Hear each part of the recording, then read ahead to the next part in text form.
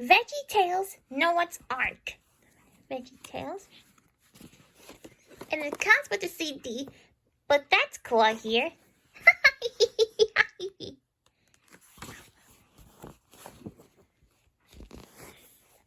I used to have that DVD when I was a kid, but I gave it away back in 2024, I think. So yeah.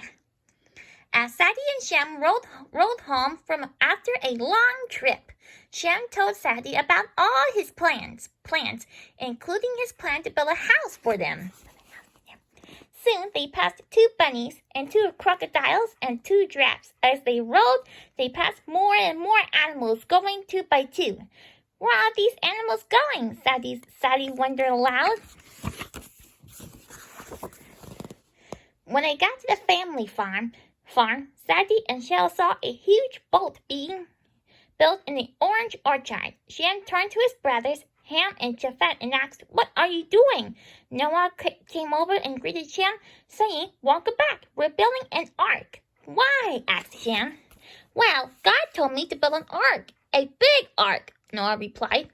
"One morning I was walking and talking with God, and he said, 'Noah, I'm going to shed lots and lots of rain and flood the earth, and I want you to build an ark.'" Noah added, "Things have gotten so bad out there, and God wants to start over." "Flood the whole earth?" asked Shem. "We never get rain around here." "We will soon. God said so," replied Noah. "But God has plans to rescue our family and save us from a flood," he added with a smile. "We're not the only ones God plans to save." The ground started to shake, and the noise grew as every kind of animal came parading over the horizon, 2 by 2. God promised he would send 2 of every creature that walks, crawls, slithers, or flies. Noah said, "And here they are." Turning to the animals, he shouted, "Welcome to the ark." And the animals walked aboard to their new homes in the ark. After the family joined the animals aboard the ark, Noah exclaimed, "We're ready to go, and it's going to be a life-changing adventure."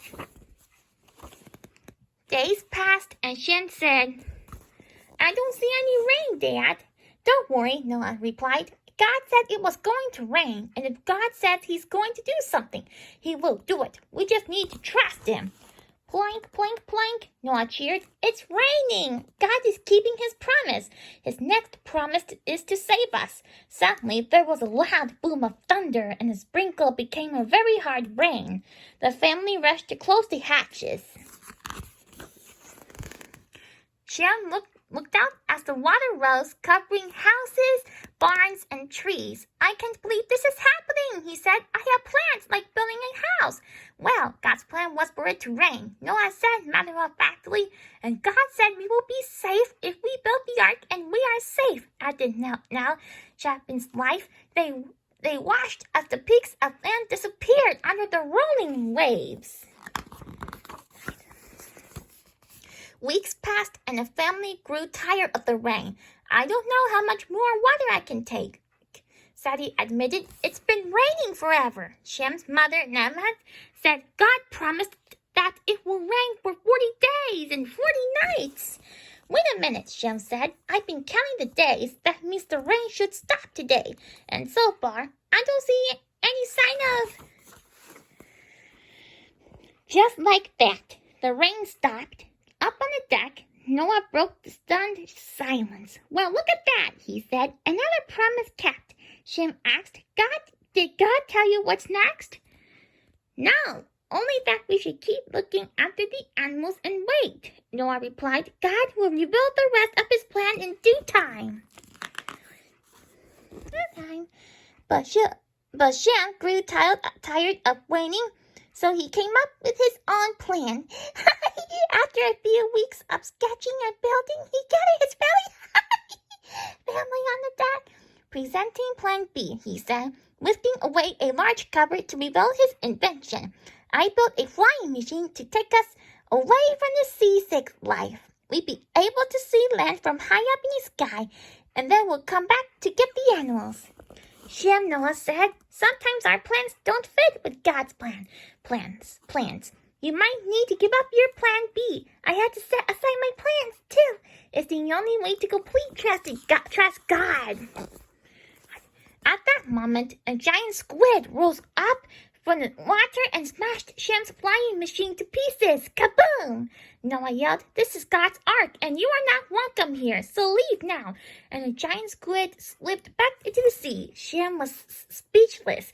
Noah said gently, you see, Shem, this is why our plans should not come before God's plans. The family awoke the next morning to a loud thump. They peered over the edge of the deck to see the ark resting on the tippy top of a mountain. It was like a tiny island. Noah exclaimed. We've run on the ground. Fantastic. Where are we? Asked Japheth. Ham replied, some mountain. We shouldn't even mount where we at. Noah chuckled and said, how about Arad? Slowly the water went down, and other mountain tops began to pick up. Months later, Shem found Noah taking care of the doves and ravens. Shem said, Dad, I think these birds might be part of God's plan. I have a dream about them. Do you think God was trying to tell you something? Asked Noah. As if on cue, a raven flew from its perch to land on Shem's head. A smile grew on Shem's face. Maybe we can send these guys to look for dry land. So they sent out the raven, but the next day the raven came back with nothing. They tried again with the dove, but the dove came back with nothing. Not losing hope, they tried a third time. So they sent out the raven. Shem stared out over the sea. He shouted, I see something. A dove was returning, holding an olive branch in his beak. The family watched as Shem and Noah took the olive branch and released the dove again. Noah smiled at Shem and said, the birds were part of God's plans. A few days later, the doors of the ark opened. The animals walked out and followed a path down the mountain where water was pooling into lakes and streams. And Noah put it up and smiled. It looks like God is making one more promise, he said. A brilliant rainbow was painted across the sky. The rainbow will remind us of who God is and that He's promised He has done with the flooding, Noah said. Hey, the morning nights. The earth is like a brand new place. What's next? Asked Japheth. Noah answered, it's time for us to start over. It sure is, said Shem. And for the first time, I don't have a plan for what to do next, because I'd rather see what God has planned for me. Note to parents. In this retelling of the story of Noah's Ark, we added the element of imagining what it would have been like for Noah's family while on the ark waiting for God's direction. You can find the Bible story of Noah in Genesis 6:9-17. For the word of the Lord is right and true. He is faithful in all he does. Psalm 33:4.